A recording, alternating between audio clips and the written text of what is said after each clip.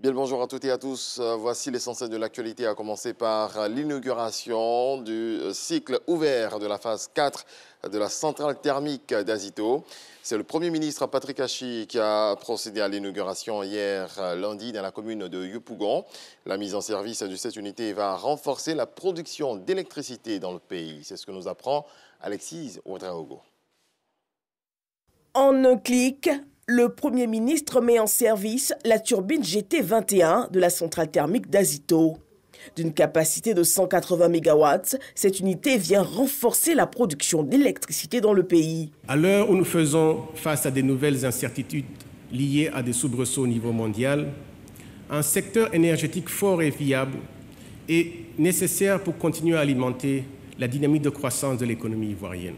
L'extension va permettre d'accroître la fourniture d'électricité à long terme en Côte d'Ivoire et ainsi contribuer au développement d'un approvisionnement plus efficace. L'inauguration de la turbine à gaz porte la capacité totale de la centrale d'Azito à 640 MW et fait ainsi d'elle la plus grande au plan national, soit 25%. D'un coût de 217 milliards de francs CFA, la nouvelle turbine à gaz de la centrale va soutenir deux importants programmes déroulés par le gouvernement, dont celui de l'électricité pour tous qui permet aux ménages d'avoir un compteur électrique à la maison, notamment en milieu rural, et celui du maintien de la réduction de 20% du tarif domestique social pour limiter le poids du budget de l'électricité dans les ménages. Il faut quand même savoir que, alors que nous enregistrons un taux de couverture d'électricité de 33% en 2011, grâce à la stratégie et au leadership de son Excellence, M. le Président de la République, en mars 2022, plus de 82% des localités ont accès à l'énergie électrique en Côte d'Ivoire.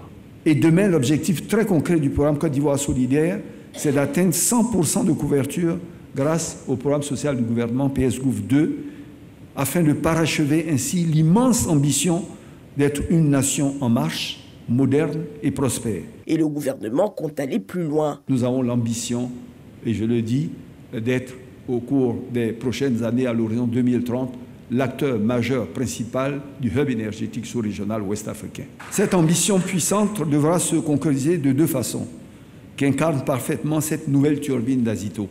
D'une part, satisfaire pleinement nos besoins en électricité au plan national, mais également produire assez d'électricité pour pouvoir exporter, comme je le disais, vers de nombreux pays de la sous-région. La mise en service de cette unité va renforcer la production d'électricité de la centrale d'Azito, passant de 19% à 27% de puissance nationale installée.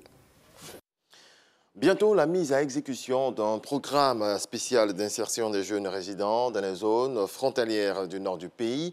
Un programme qui vise à contribuer à lutter contre le terrorisme à travers la création d'emplois pour des milliers de jeunes.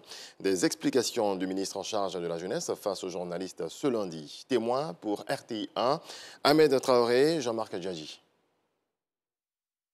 L'objectif du programme spécial d'insertion des jeunes résidant dans les zones frontalières du Nord est de renforcer le cadre de coordination. Pour assurer la cohérence et le caractère intégré des interventions de l'État. Ce programme contribuera à créer 19 812 emplois, d'où le décaissement de 8 milliards 602 millions de francs CFA par la Côte d'Ivoire et son partenaire, les Nations Unies. Cette démarche permettra de mettre en œuvre un aspect du programme social du gouvernement, programme consacré à la lutte contre la fragilité dans les zones frontalières du nord du pays. Le programme social du gouvernement, c'est pour la période 2022-2024.